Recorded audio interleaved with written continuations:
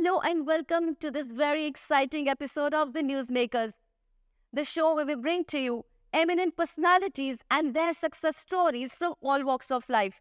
Because at Newsmakers, we aspire to inspire you. Hi, I am your host, Simran Nagpal, for the series of Newsmakers.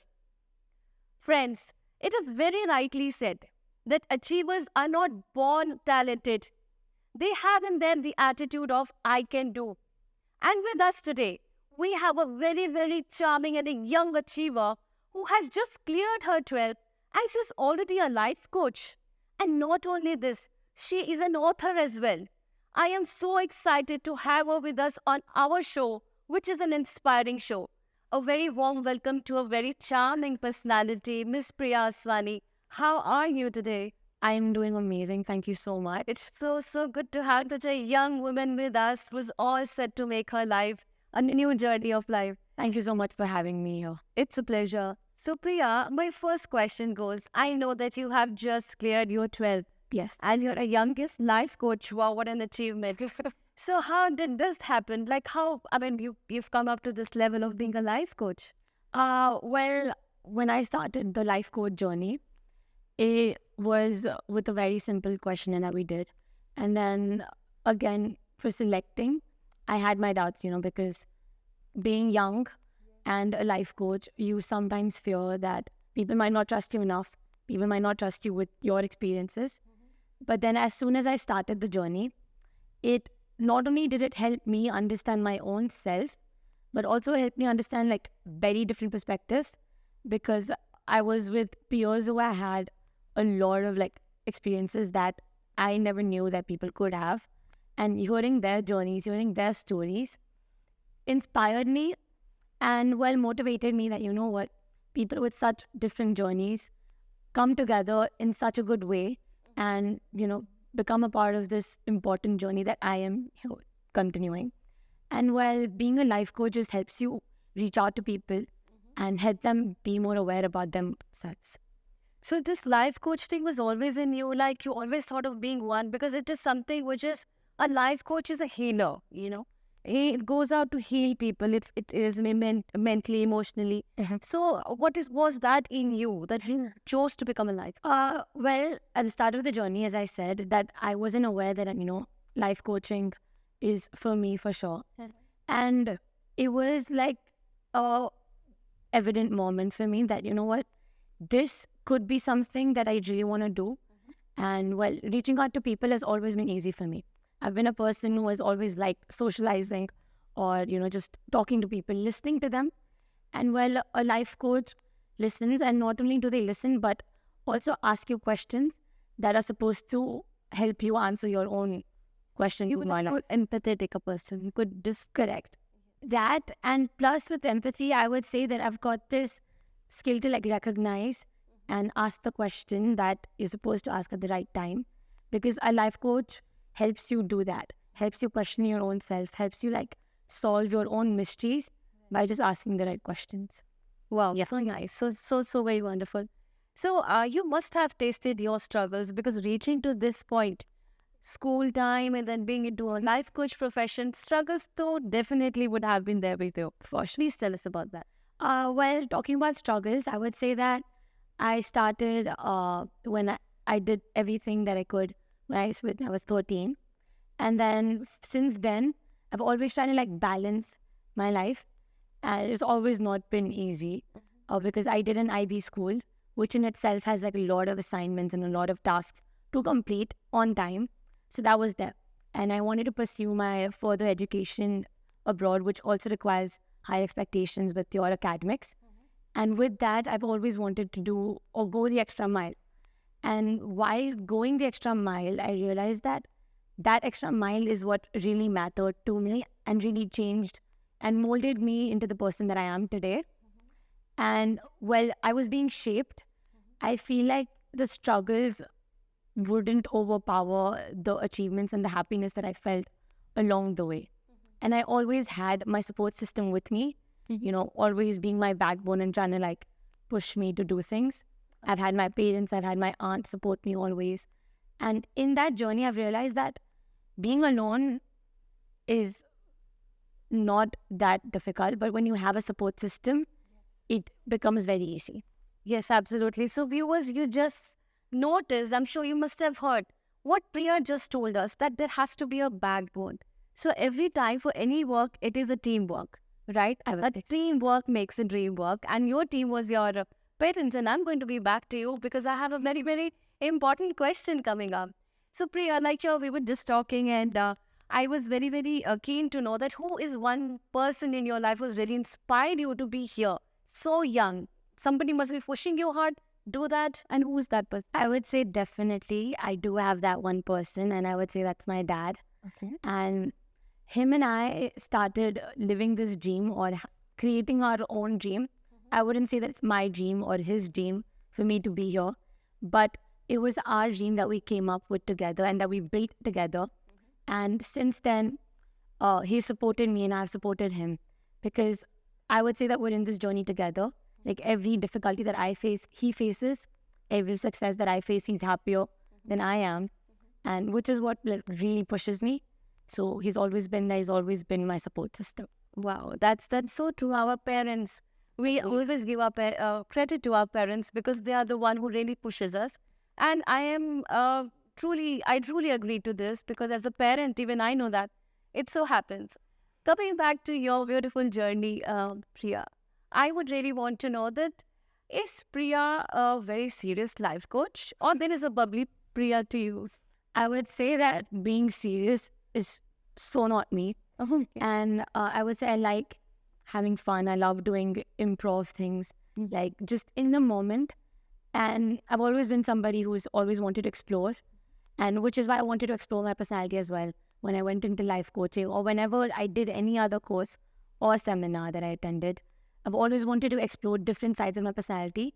So I would say I'm not only like this one like serious and driven person, but with that I can be calm, chill, and just, want to live in the moment kind of person as well.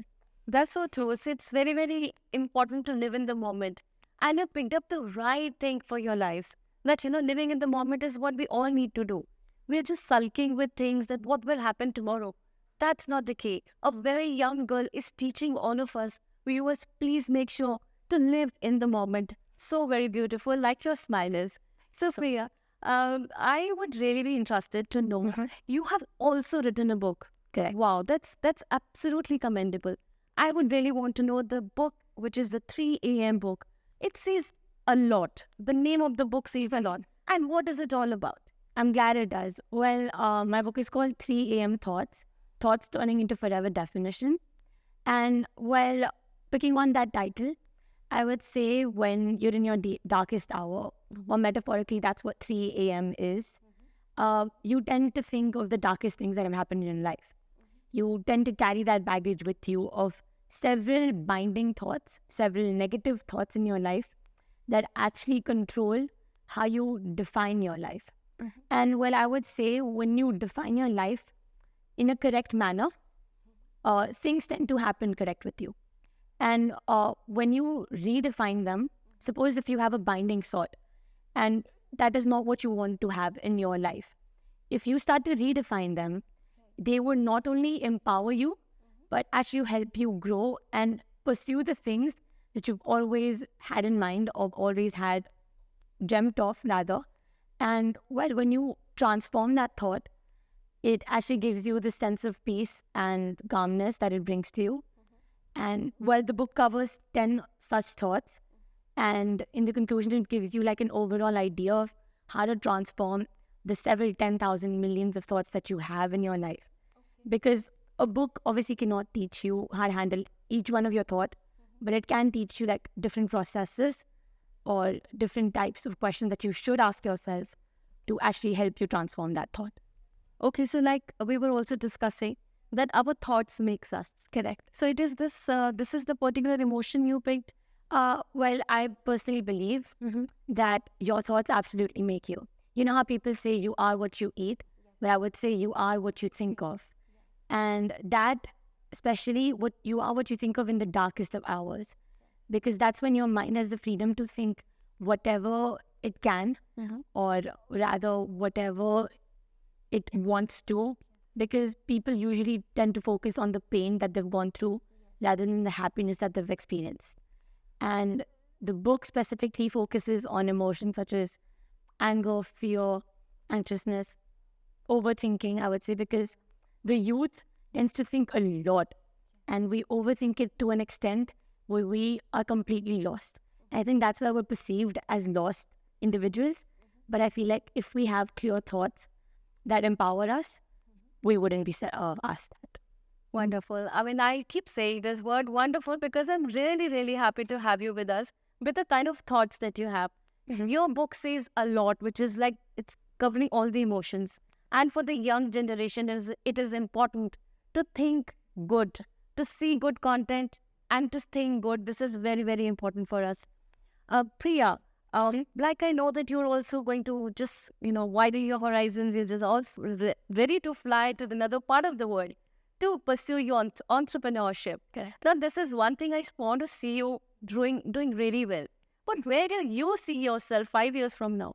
Well, I've always said that there have been a lot of things lined up.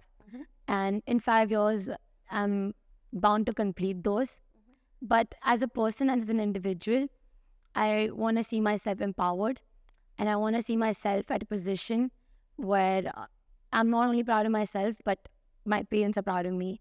Or as an individual, I should be somebody who's approachable to people and viewed as a leader.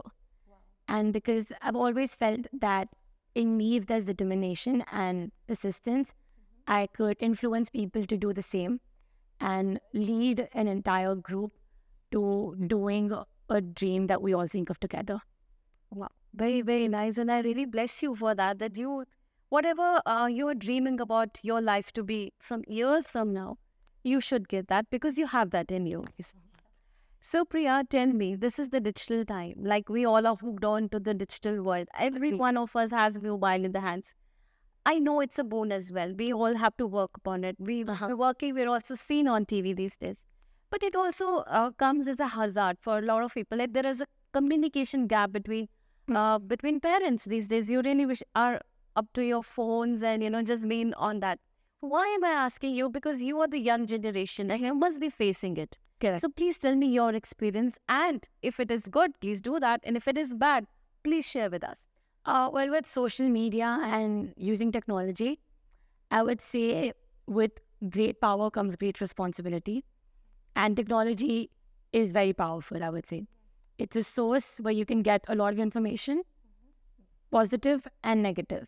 Right. And I feel like controlling that kind of, the power to have so much of knowledge and information around us is very important, because if you don't control, you might, view things or know things that actually influence what you believe in and also influence how you are as a person. And I would say with the connection thing that you mentioned, it has helped us connect worldwide. But within ourselves, we should also know that there has to be some kind of limit to it. Because when we connect with people in person, we connect deeper with the emotions. Correct. And we're able to convey way more feelings than we are with some emojis or, smiley faces, I would say. Because those emotions can be portrayed not that well as in person can be. So if you are around people and if you can convey emotions to them, I would say you should keep technology aside. Oh, wow. So this is very rightly said. And then you've also been facing it. So for you, if you have this way of saying your emotions, expressing yourself, then please put the digital world aside. Be expressive, talk it out, because that's the best way. And what a great lesson that I've learned from you. So my really, really charming guest, I would want to know that what you have as an advice for those viewers, those young viewers, like who are so young as you, what would you want to say to them? Well, I would certainly say that you should not believe in age being a number that controls you, but also believe in the power that you hold as an individual. Because, yeah, certainly age can, help create some expectations from you, but going beyond them is what you should be driven for. And well, for me, I've always been somebody who's taken up every opportunity I've gotten. So I would say for every opportunity that knocks on your door, open it and welcome it to your heart, because, well, if you don't take opportunities, you would never ever learn how to use them properly. And I would just say take the first step, and a journey to a million miles will become easier. Wow. Take a first step and the journey to Nice. Miles. So take a first step and a journey to million miles will just come your way. Everyone, this is such a wonderful interview. I am overwhelmed to have such a beautiful, beautiful guest sitting next to me. So young, so much she's achieved till now, and she's all set to achieve her journey in life. Just imagine, if she can do it, why not you? So my dear viewers, I am going to end this interview right now because I have a time limit, but I would just want to go on and speak to her because she has so much to give to the world. And with this blessing that you may go out in the world and make your mark. This is my heartfelt blessing to you. And coming back to viewers, I'm sure you must have loved this interview. And if you have, please write to us. Our numbers are reflecting here. You can also email us. And if you wish to be the one sitting on this couch, what are you waiting for? We are waiting for your story. Till then, this is Simran saying bye. But yes, I will promise you that I am going to be back with another very, very good personality. Till then, stay a very blessed life. Thank you.